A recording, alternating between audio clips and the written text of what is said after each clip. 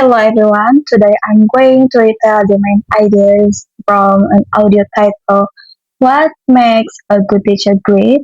This retelling will share the case stories and lessons the speaker learned after asking thousands of students one simple but powerful question. The speaker has been a teacher for 24 years, and during that time, he asked more than 26,000 students from eight very different types of schools: poor schools, suburban schools, and elite private schools. This question, what makes a good teacher great? Even after so many answers, he still finds the question meaningful and complex. But he learned something important. Students actually know the answer if we are willing to listen. One of the first things he realized is that many schools are actually afraid to ask students what they think.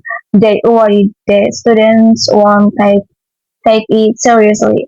But the thousands of responses he collected showed the opposite. Students have deep harness insight about teaching, learning, and relationships. One of the funniest but most repeated answers he received was a great teacher eats apples. At first, he dismissed it as a joke, but when he kept saying it again and again, he started to wonder what it really meant. Eventually, he realized that the apple is a symbol of connection. Students want to feel that their teacher is someone who can receive a small gift from them, someone who is often friendly and approachable. It's not about the apple, it's about trust and relationship. Another big insight we learned is that students have their own language. Adults often hear what students say, but don't actually listen to what they mean. For example, when a student says fine, fine, it doesn't always mean fine. When they say okay, it might mean they are struggling but don't want to talk about it. Understanding the student language requires patience, empathy, and real listening. Around 70% of students include some version of this idea. Students rarely see learning in front of them. They see teachers, experts who already know everything. But students want teachers who are curious, who explore, who try new things, and who learn alongside them. That kind of teacher inspires them for far, far more than someone who only delivers information. Another answer that surprised the speaker was a great teacher isn't a teacher.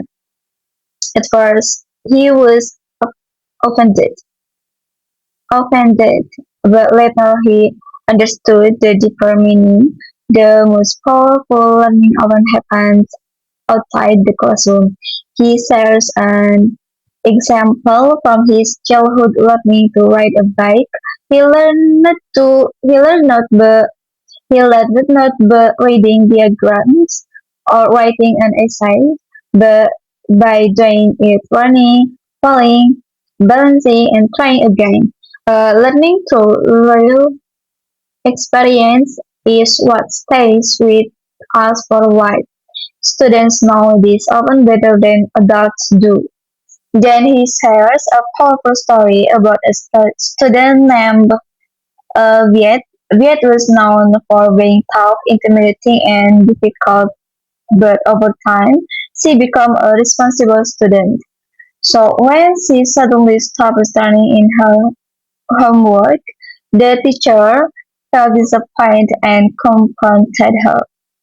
At first, she apologized, but later she explained the real reason. She usually did her homework in the bedroom because it was the quiet place in her house. But that week, the electricity was turned off and her candle burned out. She simply couldn't see. In that moment, the teacher realized that although he heard her words before, he never truly started to her life. This taught him that great teachers notice when students are struggling and avoid making assumptions. Another interesting response he received was a great teacher sings. A funny student named Danny wrote this. So the next day, the teacher tried singing the class agenda in a dramatic operatic style. He expected the class to laugh at him, but instead they cheered, applauded, and even gave him standing ovation. The lesson is the lesson here is not that teachers should literally sing, but that great teachers are willing to take risks. They are humble, brave, and not afraid to look silly in front of their students. This vulnerability builds trust and makes the classroom a safe place. Finally, the speaker ends with a strong reflection. Schools spend years teaching students to read, write, and speak, but we spend almost your time teaching them how to listen. Listening is one of the most important skills in life, yet it is almost never formally taught. He believes that if teachers and schools truly listen to students, their ideas, their struggles, their hopes, we could transform the entire education system. Thank you.